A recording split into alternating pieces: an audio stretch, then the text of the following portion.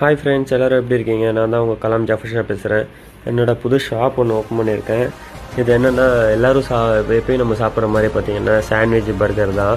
அதுவே நம்ம கொஞ்சம் டிஃப்ரெண்ட்டாக வேறு லெவல் கொண்டு போகலான்னு சொல்லிட்டு சார்கோலில் ட்ரை பண்ணியிருக்கோம்.